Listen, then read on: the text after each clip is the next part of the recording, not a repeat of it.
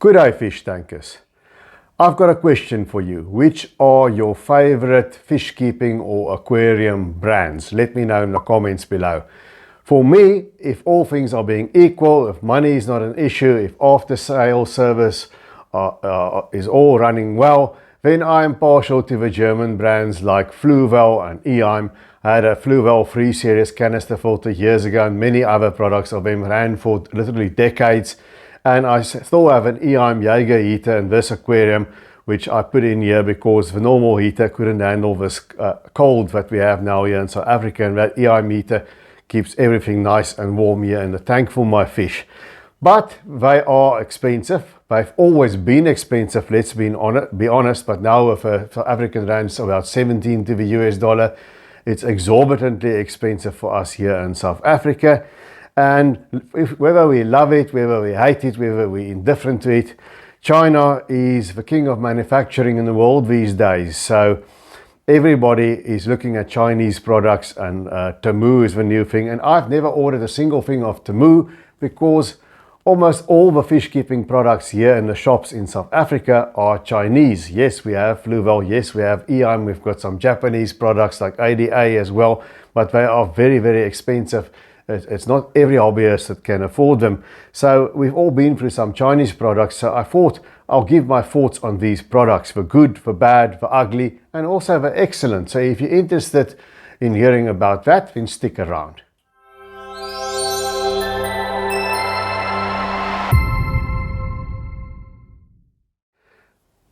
Well, let's start with the tanks themselves. This aquarium next to me that I refer to as my 75, it's more like 66-ish because it's a odd sort of dimension. It's a Boyu tank, and that's one of the Chinese brands out here. And it's actually a very nice tank. It's float glass, nothing fancy in that respect. As you can see, it's got the rounded edges in front, which I think is very nice, give you sort of a three-dimensional feel. Then it's got the bigger ones like this one. It's got an aluminium strip at the back that supports it, and also it's got a rim at the bottom that keeps it all together. And then when you go to the top of this aquarium, because it's a big tank, because it's a high tank, you'll see the bracing there. It is braced from back to front, so it's quite sturdy, and it's been on this relatively cheap cabinet standing here for more than 20 years now. So it's never been, the silicon's never been changed, never nothing, never leaked, never anything. So I can say it is quite a good product. Same, I have another Boyu tank upstairs on my desk at 29 gallons, same thing, sturdy rim on it. In that case, a hard plastic rim on the top as well. Some might say it's ugly, but it's similar to your AQUARIUM tanks there that you have in the States. Rounded edges and all that. So Boyu makes decent aquariums. It's float glass, it's not the really fancy stuff. And I must say, some of these all-in-one units that come with the lid and the integrated canopy there, they contain these above tank sumps, you know, this overhead filters, overhead drip filters, that I'm not too fond of. Not because it doesn't work very well, it's just because we have these intermittent power failures sometimes here in South Africa, and then that media can dry out. It's vulnerable to that. Not fond of that part of a Boyu tanks, but the tanks themselves, pretty decent tanks. Better than your ordinary silicon float glass aquariums like the Darrow tanks that you have. And then I also have another Chinese brand, and this is a 5-gallon tank. It's a Crab Aqua, and as you can see, this one's got low iron white glass. And I think these Crab Aqua brand tanks, also a Chinese product, they are very good low iron aquarium products. Great for nano tanks. We don't make the really big sizes as far as I know. I think it goes up to 20 gallons. But they're very nice low iron tanks, well made, a good alternative to your much more expensive ADA aquariums. So those are the tanks. And if we go on from the tanks, you know, we can go to filters. You know, our sponge filters are sponge filters are sponge filters. We don't have aquarium co-op filters here. So these don't fit an Airstone, and they don't have that diffuser built in like the now Easy Flow filters have. But, you know, it's easy to DIY Airstone in a sponge filters, and Sobo makes a sponge filter like the one I have in my nano tank. That's a very fine sponge filter, and then the rest are all the Boyu sponge filters, and that's not quite as fine, but still a fine sponge filter, not the coarse one of Aquarium Co-op. and they work pretty much well, very durable, never had to replace the sponges, no complaints there. Moving on from those filters, you know, one thing that I like are these little Sun internal aquarium filters, but I like the nano ones, not the big ones. I'll tell you why.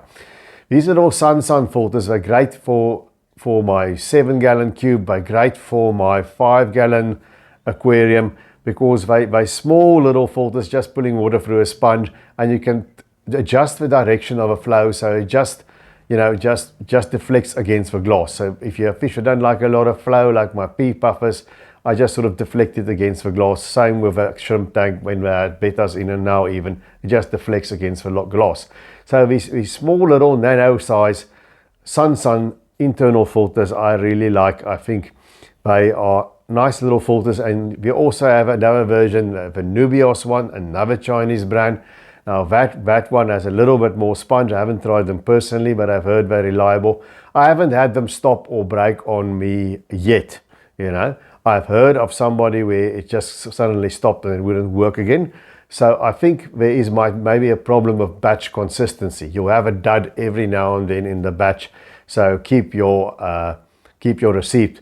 But for me, the Sun nano filters, they worked really well. Then in my 29-gallon, I've got another internal power filter, also just basically a pump pushing the water through a sponge, in this case quite a coarse sponge, and this is this Dolphin filter.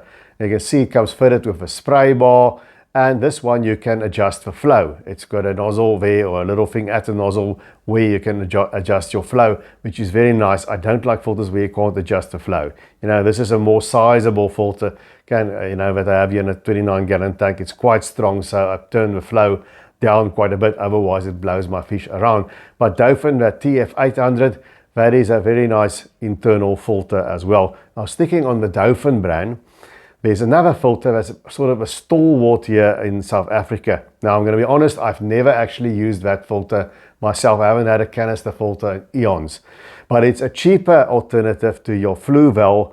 Never mind the EIM, that's a lot more expensive, as well as our RSA that we also have here in South Africa. But this is sort of the cheaper alternative as far as canister filters go, and it's been in the hobby here in South Africa for a very, very long time. Most people that I've talked to that has a filter like it. A lot of them gets bought in the second-hand market as well, which tells you something about their durability.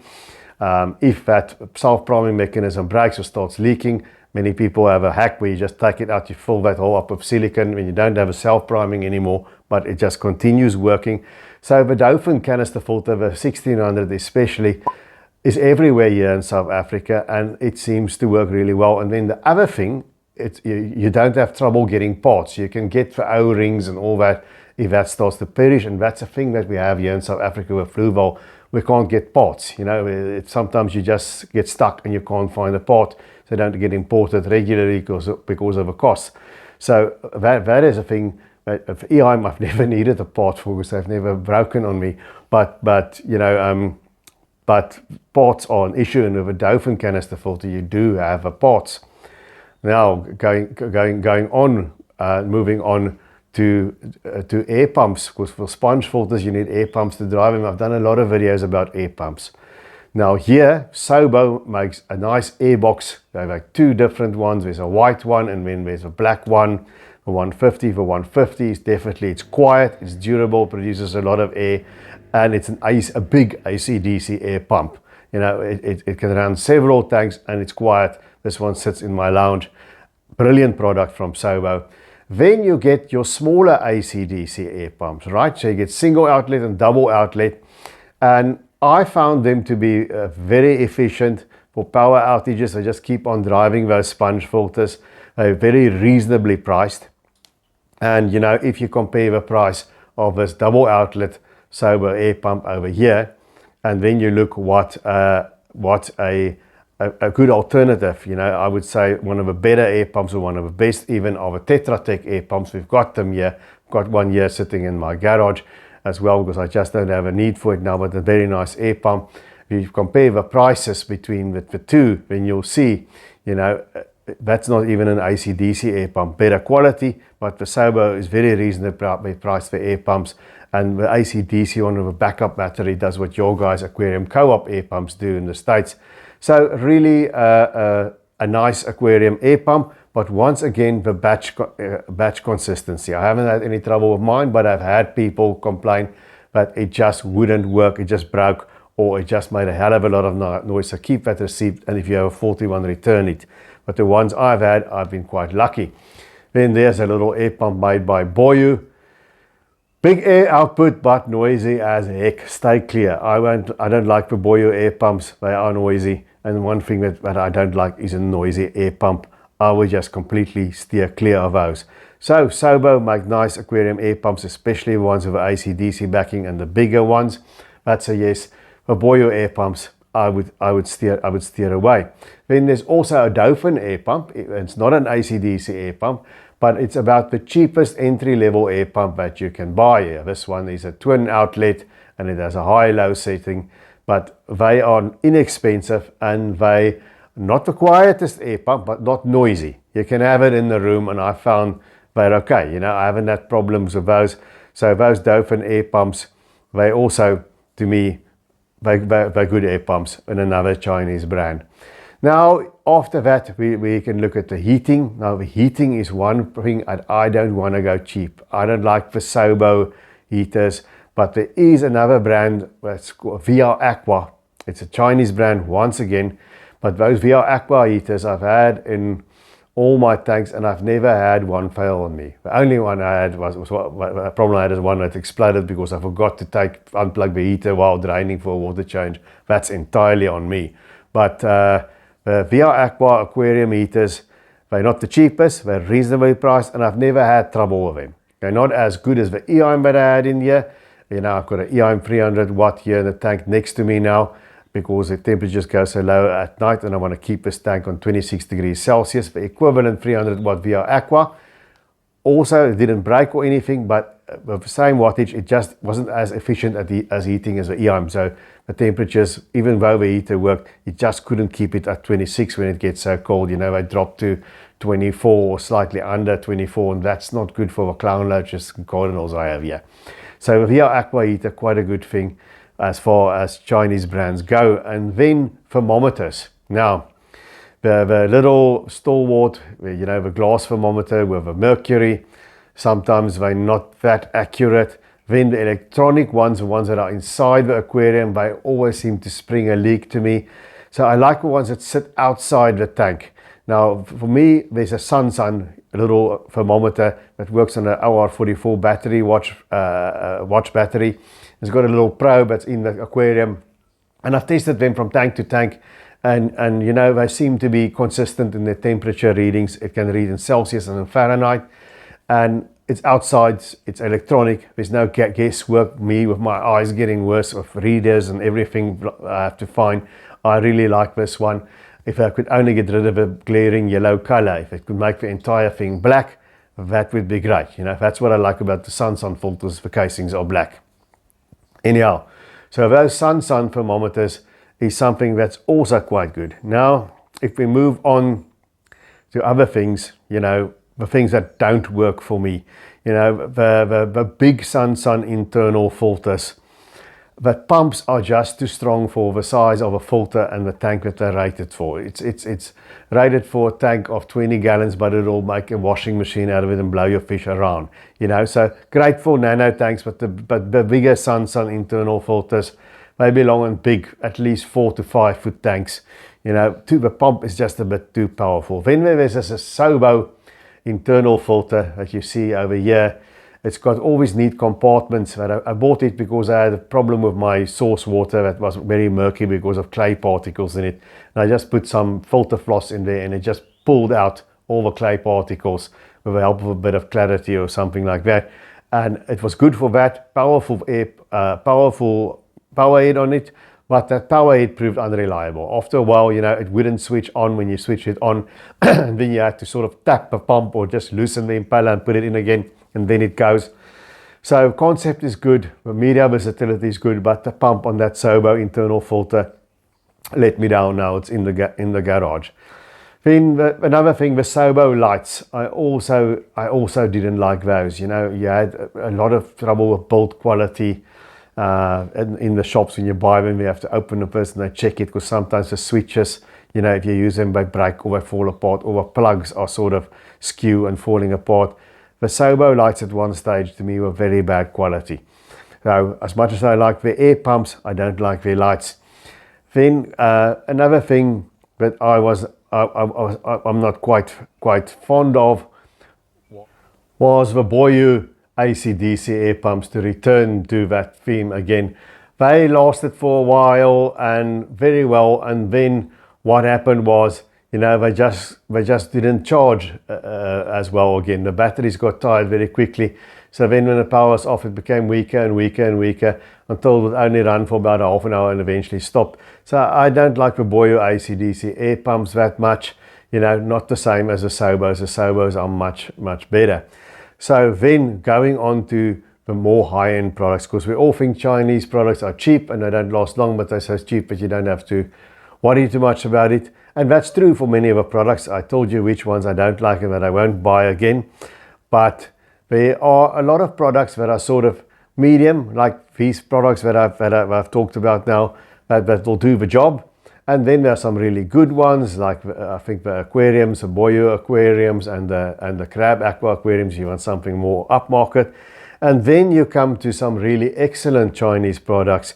They've also created some very high-end quality products now that are maybe not so expensive as their counterparts, like the ADA products that they're competing with. But, you know, they're still a very expensive product. They're still very high-end, and that brand is Chihiros. And they've produced a whole range of high-end aquarium products, inline heaters, special tubing, you name it. They've created a whole range of aquarium things, and these are expensive products, just not quite as expensive as ADA, but a very upmarket product. And as you guys know, I took the plunge and got myself just some Chihiros lights. Now, the first on two of my tanks, I've got the more entry-level Chihiros A series, a very nice light in its own right. It's completely programmable on the app, so you can set your on-off hours. It ramps on and it ramps off, so you have a sunrise, sunset effect. The entry level doesn't allow you to adjust the light spectrum, but you can adjust the output, so you can adjust the strength of that light. You can set it lower, you can set it higher, you just can't set it for different colors. Now then, I have two of my tanks, or three of my tanks, that's got the more high-end one, which is the WRGB2 Slim, and that's a really great light, great build quality. You get these mirrored shades that you can put on if you don't want the glare. If you're sitting lower than the tank, always bothers my missus that, so it's got that feature. And they are very powerful lights, but you have a ramp on, ramp off, like you have with the entry level, so you don't blind your fish. And you also can set the power, so you seldom run them at full blast.